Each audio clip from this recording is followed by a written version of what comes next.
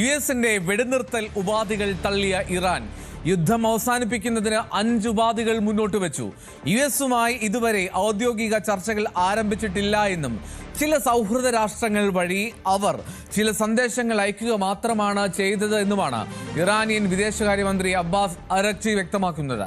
മുൻപ് ആജ്ഞാപിച്ചിരുന്ന അമേരിക്കയുടെ മനംമാറ്റം അത് പരാജയ സമ്മതമാണെന്നും ഇറാൻ പറയുന്നു. البته چند روز هست که طرف آمریکایی شروع کرده به ارسال پیام‌های مختلف از طریق واسطه‌های مختلف. این که پیام‌هایی از طریق کشورهای دوست ما داده بشه و ما هم در جواب مواضع خودمون رو اعلام بکنیم یا هشدارهای لازم رو بدیم، این نه اسمش مذاکره است، نه اسمش گفتگو، نه هیچ. تبادل پیام هست به واسطه. അതേസമയം ഇറാനിയൻ നേതാക്കൾ തങ്ങളുമായി ചർച്ചകൾ നടത്തുന്നുണ്ട് എന്നും ജനരോഷം ഭയന്നാണ് അത് പരസ്യമാക്കാത്തത് എന്നാണ് US പ്രസിഡന്റ് ഡൊണാൾഡ് ട്രംപിന്റെ അവകാശവാദം. ഇറാൻ നിരുപാധികം പരാജയം സമ്മതിച്ചില്ലെങ്കിൽ മുൻപത്തേക്കാൾ ശക്തമായുള്ള തിരിച്ചടി നൽകുമെന്നാണ് white house press secretary Karoline Leavitt വ്യക്തമാക്കിയത്. I agree with them 100%, but I do. We did a lot. We settled 8 wars. People sort of forget. And we're winning another one, I tell you. We're winning so big. Nobody's ever seen anything like we're doing in the Middle East with Iran. And they are negotiating, by the way, and they want to make a deal so badly, but they're afraid to say it because they figure they'll be killed by their own people. They're also afraid they'll be killed by us. There's never been a head of a country that wanted that job less than being the head of Iran. There does not need to be any more death and destruction.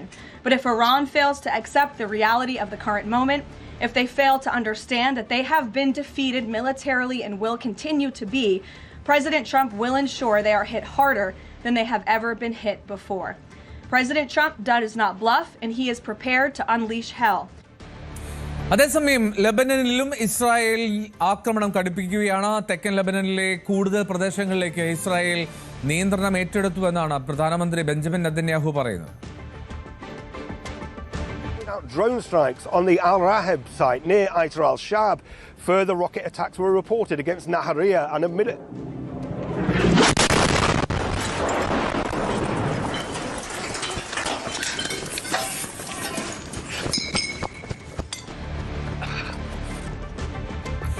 ഭയപ്പെടുത്തിയ ദൃശ്യമാണ് ഏറ്റവും ഒടുവിൽ കണ്ടത്. ഒരു reporter അവിടെ വാർത്ത തത്സമയം സംപ്രേഷണം ചെയ്യുന്നതിനിടെയാണ് ഒരു ബോംബ് അവിടെ വന്ന് പതിക്കുന്നത് എന്നുള്ളതാണ്. എന്തായാലും അജയ് സുധാബിജു കൂടുതൽ വിവരങ്ങൾ നൽകും. അജയ്, ആദ്യം ഇറാൻ അമേരിക്ക സംഘർഷത്തെ പറ്റി. അതിൽ ഇറാന്റെ അവകാശവാദം അമേരിക്കയുടെ പരാജയ സമ്മതമാണെന്നാണ്.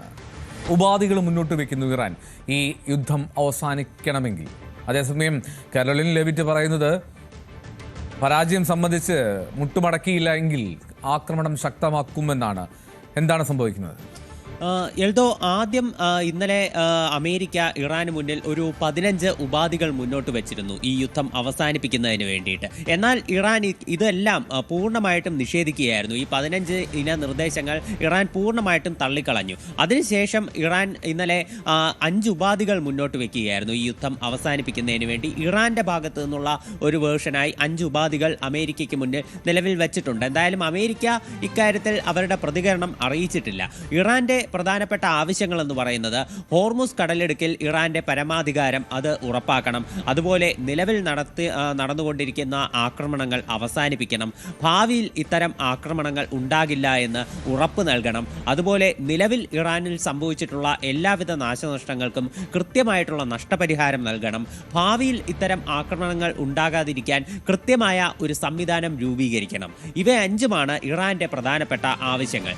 നിലവിൽ അവരുടെ വിദേശകാര്യമന്ത്രിയായിട്ടുള്ള അബ്ബാസ് അരക്ചിയാണ് മാധ്യമങ്ങൾ വഴി തന്നെ ഇറാന്റെ ഈ ഉപാധികളും ഇറാന്റെ ഭാഗത്തു നിന്നുള്ള നിലവിലെ നിലപാടുകളും വ്യക്തമാക്കിയത്. അദ്ദേഹം നിലവിൽ പറഞ്ഞിട്ടുള്ളത് അമേരിക്കയുമായി യാതൊരുവിധ ചർച്ചകളും നിലവിലെ സാഹചര്യത്തിൽ നടക്കുന്നില്ല. ചില സൗഹൃദ രാഷ്ട്രങ്ങൾ വഴി അമേരിക്ക തങ്ങൾക്ക് ചില സന്ദേശങ്ങൾ അയച്ചിരുന്നു. അതിനോട് പ്രതികരിക്കുക മാത്രമാണ് ഇറാൻ ചെയ്തിട്ടുള്ളത്. ഈ ഒരു സന്ദേശത്തിൽ പ്രതികരിച്ചുകൊണ്ട് ഇറാൻ തങ്ങളുടെ ചില നിർദ്ദേശങ്ങളും അതുപോലെ തന്നെ ഉപാധികളും മുന്നോട്ട് വയ്ക്കുകയാണ് ചെയ്തത്. അല്ലാതെ നേരിട്ടുള്ള ഒരു തരത്തിലുള്ള ചർച്ചകളും അമേരിക്കയുമായി നടക്കുന്നില്ല. അമേരിക്ക ആദ്യം നിരുപാധികം കീഴടങ്ങണം എന്നുള്ള ആവശ്യമാണ് നിരന്തരം ഉന്നയിച്ചുകൊണ്ടിരുന്നത്. എന്നാൽ ഇപ്പോൾ ഇത്തരം ചർച്ചകൾ വേണമെന്ന് പറഞ്ഞ് മുന്നോട്ട് വരുന്നതിൻ്റെ അർത്ഥം US തോൽവി സമ്മതിക്കുന്നതാണെന്നും അബ്ബാസ് അറക്ചി വ്യക്തമാക്കിയിട്ടുണ്ട്. എന്തായാലും ഇപ്പോൾ US പ്രസിഡന്റ് ഡൊണാൾഡ് ട്രംപിന്റെ പ്രതികരണം കൂടി പുറത്തു വന്നിട്ടുണ്ട്. അദ്ദേഹം പറയുന്നത് ഇറാനുമായി നിരന്തരം ചർച്ചകൾ നടന്നുകൊണ്ടിരിക്കുന്നുവെന്നാണ്. അതായത് അബ്ബാസ് അറക്ചി പറഞ്ഞത് സന്ദേശങ്ങൾ മാത്രമാണ് ലഭിച്ചതെന്നാണ്. എന്നാൽ US പ്രസിഡന്റ് ഡൊണാൾഡ് ട്രംപ് പറയുന്നത് ഇറാനുമായി ചർച്ചകൾ നടന്നു എന്ന് തന്നെയാണ്. മുൻപ് അമേരിക്കയും ഇറാനും തമ്മിൽ നേരിട്ടുള്ള ചർച്ചകൾ നടന്നിരുന്നു. ഒമാന്റെ മധ്യസ്ഥതയിലായിരുന്നു ഇത്തരം ചർച്ചകൾ നടന്നത്. അത് ഇറാനിലെ ആണവ ഫെസിലിറ്റികളെ പറ്റിയും ഇറാന്റെ ആണവ സ്റ്റോറേജുകളെ പറ്റിയിട്ടുമാണ് അത്തരം ചർച്ചകൾ നടന്നിരുന്നത്. ഈ ചർച്ചയ്ക്കിടെയായിരുന്നു ഇറാനിലേക്ക് US-ഉം ഇസ്രായേലും സംയുക്ത ആക്രമണം നടത്തുകയും ചെയ്തത്. അപ്പോൾ ഇതിനുശേഷം പല ഘട്ടത്തിലും ഇറാൻ പ്രതികരിച്ചിരുന്നത് അമേരിക്കയെ ഇത്തരം ചർച്ചകൾക്കായി ക്ഷണിക്കാൻ കഴിയില്ല, ഇക്കാര്യത്തിൽ അമേരിക്കയെ വിശ്വാസത്തിലെടുക്കാൻ സാധിക്കില്ല എന്നുമാണ് ഇറാൻ പറഞ്ഞിരുന്നത്. അതുകൊണ്ട് തന്നെ ഈ നേരിട്ടുള്ള ചർച്ചകൾക്ക് ചിലപ്പോൾ അവർ ഇനി മുന്നോട്ടുള്ള ഘട്ടത്തിലാണെങ്കിലും ഇത്തരം ചില പ്രശ്നങ്ങൾ അത് മുന്നോട്ട് വെച്ചേക്കാം. പ്രത്യേകിച്ച് പാകിസ്ഥാനിലെ ഇസ്ലാമാബാദിൽ വെച്ച് ഇത്തരം ചർച്ചകൾ നടക്കാൻ സാധ്യതയുണ്ടെന്ന് റിപ്പോർട്ടുകൾ വന്നിരുന്നു. ഇത്തരം ചർച്ചകൾക്കുള്ള ഒരു പ്രശ്നമായി ഇറാൻ ചൂണ്ടിക്കാട്ടാൻ പോകുന്നതും മുൻപ് ഈ സമാധാന ചർച്ചകൾക്കിടെ തന്നെ ആക്രമണം നടത്തിയ US-നെ എങ്ങനെ വിശ്വസിക്കാൻ സാധിക്കും എന്നൊരു കാര്യം തന്നെയാകും. എന്തായാലും പ്രസിഡന്റ് ഡൊണാൾഡ് ട്രംപ് പറയുന്നു ചർച്ചകൾ പുരോഗമിക്കുന്നു.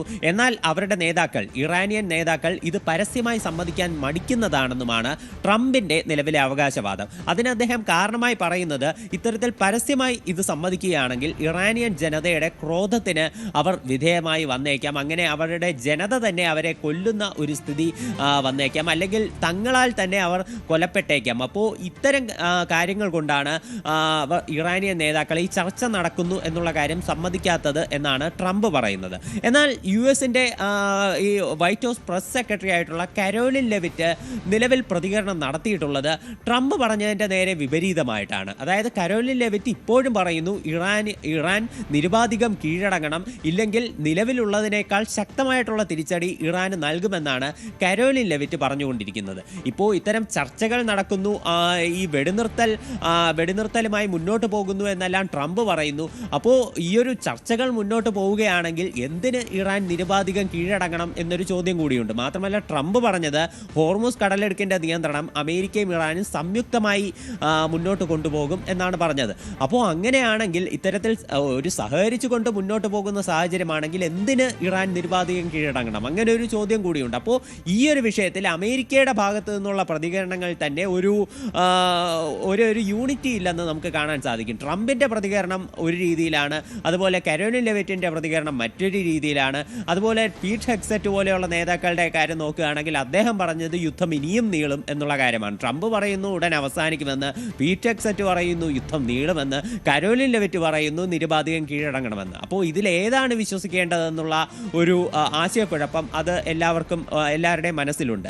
ഇപ്പോൾ ഇതിനിടെ യുദ്ധത്തിന്റെ സാഹചര്യം നമ്മൾ പരിശോധിക്കുകയാണെങ്കിൽ നിലവിൽ ഇസ്രയേൽ ആക്രമണം കടുപ്പിച്ചിട്ടുള്ളത്, ഇപ്പോൾ ഇറാനിലേക്കുള്ള ആക്രമണങ്ങൾ നടക്കുന്നുണ്ട്, മധ്യ ഇറാനിൽ ഉൾപ്പെടെ കടുത്ത ആക്രമണം നടന്നു എന്നാണ് റിപ്പോർട്ടുകൾ സൂചിപ്പിക്കുന്നത്. അതുപോലെ ലെബനനിലും ഇസ്രായേൽ ആക്രമണം കടുപ്പിച്ചിട്ടുണ്ട്. അപ്പോൾ ലെബനനിൽ നിന്നുള്ള ഒരു ദൃശ്യമാണ് നമ്മൾ കുറച്ചു മുൻപേ കണ്ടത്. അവിടെ ഒരു റഷ്യൻ റിപ്പോർട്ടർ ന്യൂസ് റിപ്പോർട്ട് ചെയ്യുന്നതിനിടെ അദ്ദേഹത്തിന്റെ പിന്നിൽ ഒരു മിസൈൽ വന്ന് പതിക്കുകയായിരുന്നു. ഒരു ഭയപ്പെടുത്തുന്ന ദൃശ്യം തന്നെയാണ്. ഇത്തരത്തിൽ സാധാരണ ജനങ്ങൾക്ക് മാത്രമല്ല മാധ്യമപ്രവർത്തകർക്ക് ഉൾപ്പെടെ സുരക്ഷയില്ലാത്ത ഒരു കടുത്ത സാഹചര്യം തന്നെയാണ് ലെബനനിലുള്ളത്. ഇപ്പോൾ ഇറാൻ പോലെ തന്നെ ഇസ്രായേലിന് വലിയൊരു ഭീഷണിയുള്ള സ്ഥലമാണ് ലെബനൻ.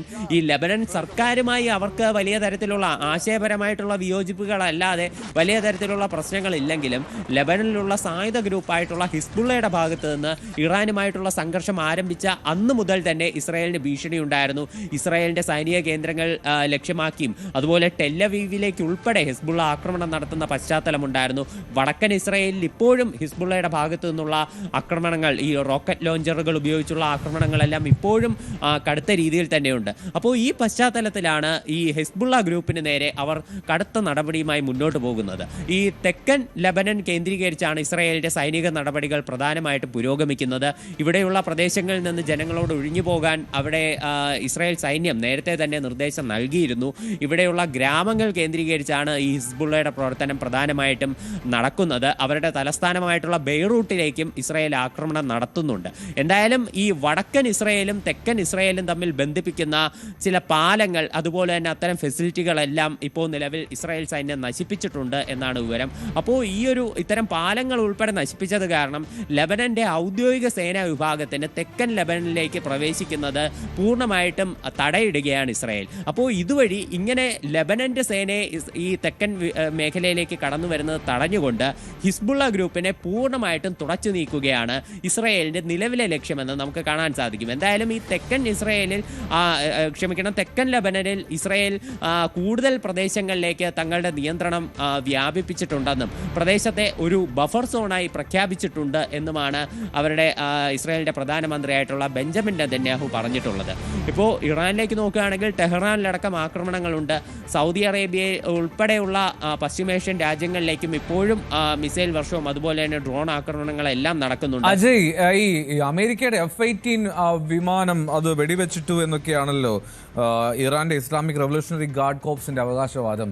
അതിൽ വൈറ്റ് ഹൗസ് എന്തെങ്കിലും സ്ഥിരീകരണം നൽകിയിട്ടുണ്ടോ? ഇനി മറ്റൊന്ന്, ഈ ഇറാൻ മുന്നോട്ട് വെച്ച ഉപാധികൾ എന്തൊക്കെയാണ്? 5 ഉപാധികൾ. ഇപ്പോൾ യു എസിൻ്റെതായിട്ടുള്ള നിരവധി വിമാനങ്ങൾ വെടിവെച്ചിട്ടു എന്നുള്ള ഇറാന്റെ അവകാശവാദങ്ങൾ അത് നേരത്തെയും ഉണ്ടായിരുന്നു. അവരുടെ F-35 വിമാനം, F-15 വിമാനം, ഇപ്പോൾ ഇതാ ഒരു F-18 വിമാനം, ഇതെല്ലാം വെടിവെച്ചിട്ടു എന്നുള്ള ഒരു പ്രസ്താവനകൾ ഇറാന്റെ ഭാഗത്തു നിന്നുണ്ട്. ഇപ്പോൾ നിലവിൽ IRGC ആണ് ഇത്തരത്തിൽ F-18 വിമാനം വെടിവെച്ചിട്ടു എന്നുള്ള ഒരു പ്രസ്താവന പുറത്തിറക്കിയിട്ടുള്ളത്. എന്തായാലും അമേരിക്കയുടെ ഭാഗത്തു നിന്ന് നിലവിൽ സ്ഥിരീകരണങ്ങളൊന്നും ഉണ്ടായിട്ടില്ല. അമേരിക്ക ഇതിനു മുൻപേ അവരുടെ ചില F-35 വിമാനങ്ങൾ ഈ യുദ്ധമുഖത്ത് നിന്ന് പിൻവലിച്ചിരുന്നു. ഇതിന് ഒരു വിശദീകരണമായി അമേരിക്ക പറഞ്ഞത് ഈ വിമാനങ്ങൾ തങ്ങൾ സർവീസിന് അയച്ചിരിക്കുകയാണ്, അത് ഉടൻ തന്നെ യുദ്ധമുഖത്തേക്ക് തിരിച്ചു വരും എന്നാണ് അമേരിക്ക പറഞ്ഞിരുന്നത്.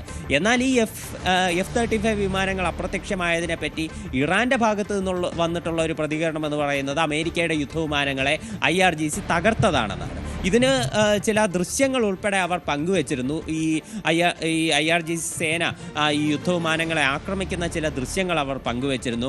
അതുപോലെ ഒരു F-35 വിമാനം അത് ഇറാഖിനുള്ളിൽ തകർന്നു വീണത് അമേരിക്ക തന്നെ സ്ഥിരീകരിച്ച കാര്യമാണ്. അത് ഇറാഖിലെ ഒരു സായുധ സേന നടത്തിയ ആക്രമണത്തിലാണ് ഈ F-35 വിമാനം അത് പൂർണ്ണമായി നശിക്കുന്ന ഒരു അവസ്ഥയുണ്ടായത്. അതുപോലെ മറ്റൊരു F-15 വിമാനം അത് തകർന്ന് അതിലേക്ക് തീപിടുത്തമുണ്ടായതിനെ തുടർന്ന് അടിയന്തര ലാൻഡിംഗ് നടത്തേണ്ടി വന്നിരുന്നു. അപ്പോൾ ഇത്തരം കാര്യങ്ങളെല്ലാം അവർക്ക് ഇപ്പോൾ US-ൽ തന്നെ നടന്നിട്ടുണ്ട്. ഇതിൽ ഇപ്പോൾ IRGC ആക്രമണം കടുപ്പിച്ചത് കാരണമാണ് ഈ നാശനഷ്ടങ്ങൾ ഉണ്ടായതെന്നാണ് ഇറാന്റെ ഭാഗത്തു നിന്നുള്ള വിശദീകരണം. എന്നാൽ ചില ടെക്നിക്കൽ പ്രശ്നങ്ങളാണ്, അതുപോലെ ചില ഫ്രണ്ട്ലി ഫയറിംഗ് കാരണമുള്ള തീപിടുത്തമാണ് എന്നതൊക്കെയാണ് അമേരിക്കയുടെ ഒരു വിഷയത്തിലുള്ള മറുപടി എന്ന് പറയുന്നത്. എന്തായാലും ഇപ്പോൾ അവരുടെ പ്രസ്റ്റീജിയസ് ആയിട്ടുള്ള ഈ USS എബ്രഹാം ലിങ്കൺ വിമാനവാഹിനി കപ്പൽ ഇതിനുൾപ്പെടെ കേടുപാടുകൾ സംഭവിച്ചു എന്നുള്ള രീതിയിൽ ഇറാന്റെ ഭാഗത്തു നിന്ന് പ്രതികരണങ്ങൾ ഉണ്ടായിരുന്നു.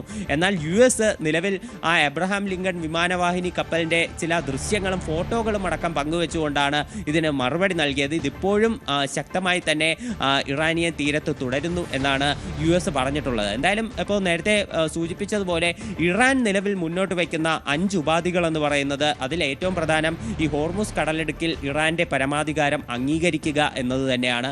മറ്റൊന്ന്, നിലവിൽ നടന്നുകൊണ്ടിരിക്കുന്ന ആക്രമണങ്ങൾ അത് പൂർണ്ണമായി അവസാനിപ്പിക്കണം. അതുപോലെ ഭാവിയിൽ ഇത്തരം ആക്രമണങ്ങൾ ഉണ്ടാകില്ല എന്ന് ഉറപ്പ് നൽകണം. അതുപോലെ യുദ്ധത്തെ തുടർന്ന് ഇറാൻ ഉണ്ടായിട്ടുള്ള എല്ലാവിധ നാശനഷ്ടങ്ങൾക്കും കൃത്യമായിട്ടുള്ള നഷ്ടപരിഹാരം നൽകണം. ഇനി മുതൽ ഭാവിയിൽ ഒരു തരത്തിലുള്ള ആക്രമണങ്ങളും അതിപ്പോൾ US-ന്റെ ഭാഗത്തു നിന്നാണെങ്കിലും ഇസ്രായേലിന്റെ ഭാഗത്തു നിന്നാണെങ്കിലും ഇറാനിലേക്ക് ഉണ്ടാകാതിരിക്കാൻ കൃത്യമായിട്ടുള്ള ഒരു സംവിധാനം രൂപീകരിക്കണം. ഇത്രയുമാണ് ഇറാന്റെ ഭാഗത്തു നിന്നുള്ള നിലവിലെ ഉപാധികൾ.